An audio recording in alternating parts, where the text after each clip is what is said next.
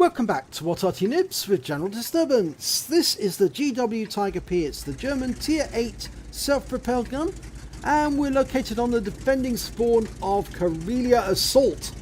And the name of the commander is Chryong, or Chryongi. I'm not quite sure about the name, but yeah, we'll just call him Chryongi.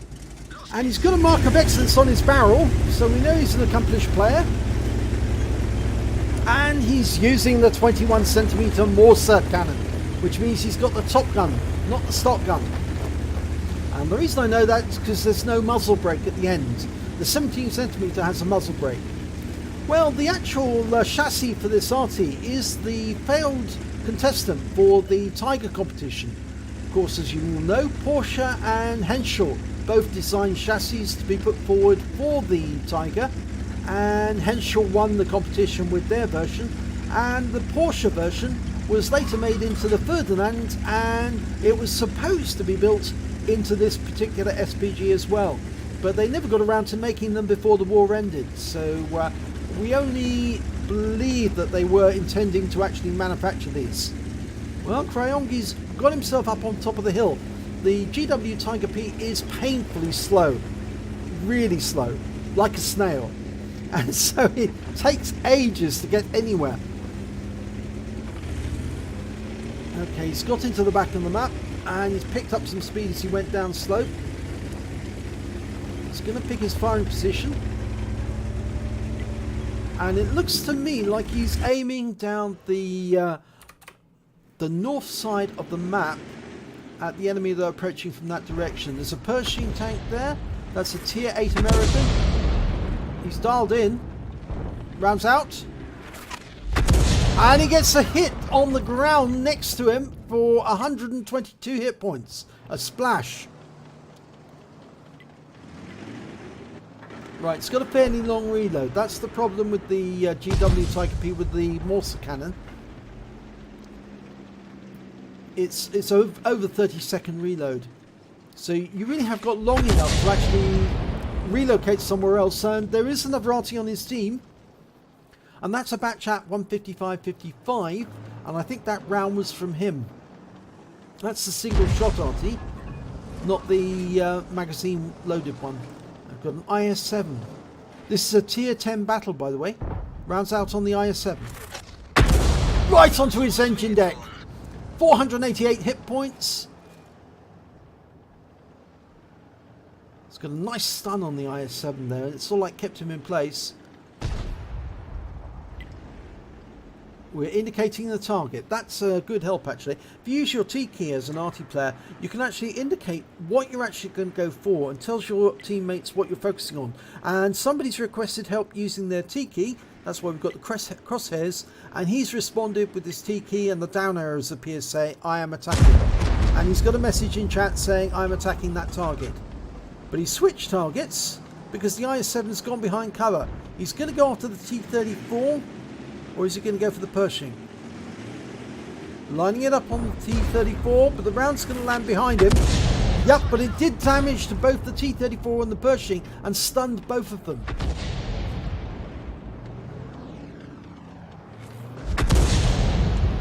Oh, well, he's picked up some stun assist because it appears the T-34 was hit afterwards.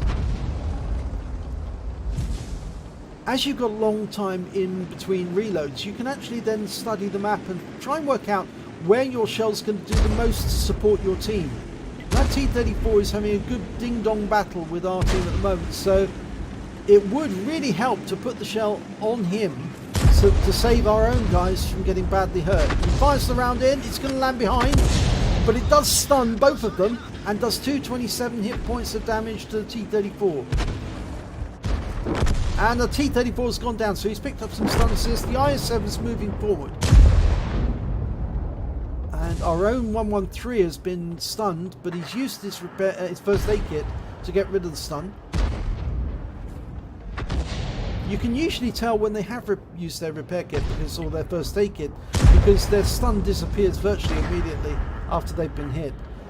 But once it's gone once, usually with the cooldown period, you can tell that they're without their first aid kit because they'll suddenly have an extended stun And looks like that IS-7 can't get rid of his stun here. And he's been hit again, so we picked up some stun assist.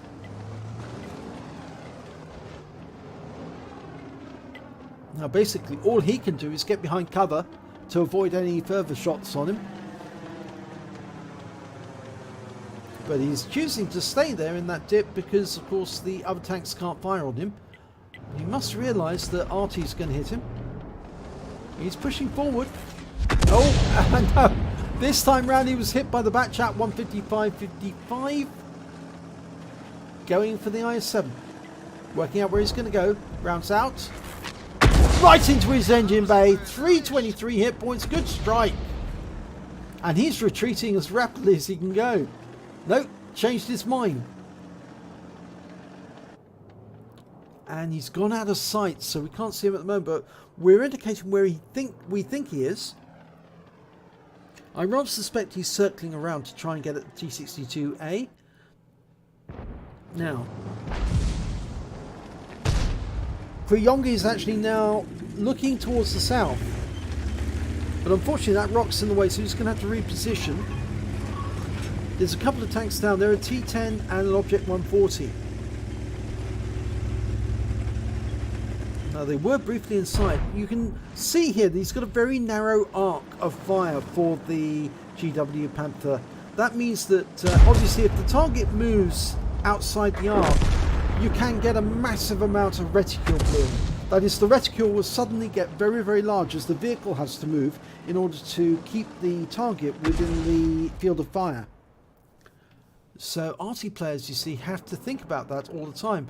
Tank drivers, you don't really have to think about it that much. If you can keep the vehicle straight, you can still roll forward with your KV-2, virtually dialed on and target, and then fire the moment the target comes in view. But with an Arty, if you have to adjust, it can sometimes mean reticule bloom, and that means you've got to start aiming all over again. Well, he gets 84 hit points off the rear of that IS-7, but we lose the T-62.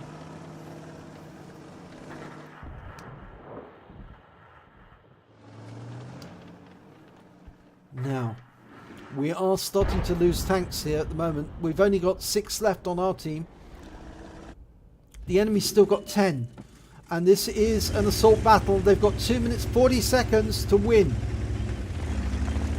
That means they've got to either cap out within that 2 minutes 40 seconds, or they've got to kill all of our team. I'm pretty sure chryong is aware of that. And he's thinking about the tanks coming up from the south, but he's re-aiming again. He's going to try and get a shot on that T-55. No, it's below his field of fire. You see, he can't get enough gun depression to actually shoot down. The ground is in the way. If he fired, it would hit the ground rather than the target. In fact, he can't bring the round down. Fires around it, the IS-7, gets 103 hit points of splash. Yes, he can't depress the gun, and he can't elevate the gun. In fact, actually, that's one of the faults in the mechanics of the game. So you can't elevate the gun to shoot almost straight upwards. In fact, some of these Artys couldn't do that. There are a few Artys in the game that do shoot virtually straight upwards, such as the SU-5. But the GW Tiger P doesn't have that capability. So 2 people are capping. There's 1 minute 26 left on the clock. Somebody's going to have to get a reset soon, otherwise they are going to cap out in the next 27 seconds. And it looks like chryong is actually moving up to try and do that himself. Of course, he doesn't really want to do that because he would expose him to enemy fire. There's the targets. Yeah, okay, one of them is Striv and the others are Udas. And you can see from the reticule, the clock's ticking down. That's the 1 minute tutor. He's dialing in the reticule, adjusting it. Looks like he can shoot, fires around it, gets the reset.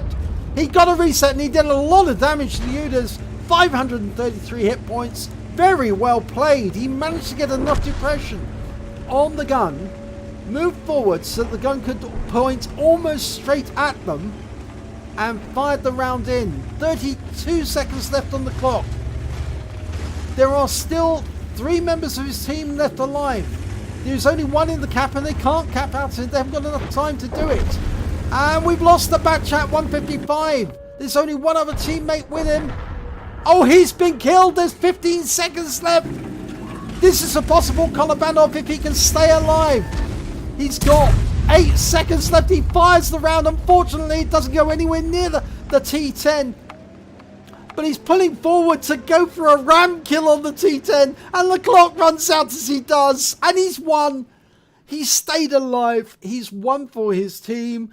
And that is an absolutely magnificent game. Look at this. It's a third-class tanker for Chryong. I thought it was Chryongi. It was actually Chryong in the GW Tiger P. He also picked up a bruiser medal for getting at least 5 critical hits. He got 10. A Kolobanov, the medal everyone would like to get for standing alone against at least 5 enemy and succeeding and winning. And in this case, staying alive. So that the enemy lost the game. And lastly, he got a defender. He reset the cap when he had at least 70 cap points, or the enemy had at least 70 cap points, and thereby saved the game at that point. I think really that was the moment it was won, because the enemy could no longer cap out. They didn't have enough time. Even if they put many in the cap, it just wasn't going to work. So let's have a look at the team scores, see where we come. Well, we didn't get the highest damage. The highest damage on our team was the 113. He managed 3,077 hit points of damage. The batch at 155.55 did 2,553, and Chryong did 2,504 hit points of damage. The highest scorer on the enemy team was their Arty, the M53, M55. He did 3,276 during that battle. And the next highest scorer was their T10, the one right at the end we were about to ram. He had 2,498 hit points of damage. When it came to kills, it was the 113 on our team and the FB4005 stage 2. He managed 4 kills. The 113 on our team managed 3. So did the Striv S1 and the T10 on the enemy team. I'm afraid Chryong didn't get any kills at all whatsoever during the battle, but he certainly worked hard to get it. So let's have a look at base XP. He was the highest on his team, 717 base experience points. The highest on the enemy team, again, the M53, M55, 639 base experience points. Really epic battle here. I think the 113 earned most of his experience points fighting that IS-7 and the T-34 on top of that hill on the northeast corner of the map. So let's have a look at detail. Well, he only fired 10 rounds during that battle. He got 2 direct hits, 2 penetrations, 9 splash. Damage of 2,504 hit points, of which 1,689 were at more than 300 meters. So he got a massive amount of hit points from that shot on both the Udes and the Striv as they were capping. A huge amount of damage for one shot. He aimed it perfectly. He fired and damaged 5 of the enemy, but he only killed... he didn't kill any at all, but he did get stun assistance damage of 1,227 hit points off 11 stuns. He actually also picked up 99 defense points during that battle. He reset the cap when they were just about to win, and so very, very welcome that he did so at the time he did, because otherwise they would have won the battle. On standard account, he earned 29,808 credits, and after ammunition resupply, he had 9,008 credits left over. And he received 717 base XP, and there was no multipliers, so that's all he took away. But I'm sure he was quite happy to take away this Kolobanov medal and the Defender medal for a really epic round. And it doesn't matter that it was a case of the clock running out. He saved his team by resetting that cap when he did. And so he earned that Kolobanov the hard way. So congratulations, Chryong. Great battle. If you enjoyed this replay, please give it a like and do subscribe to our channel. And hopefully it'll be your replay that I'll be featuring in the next video.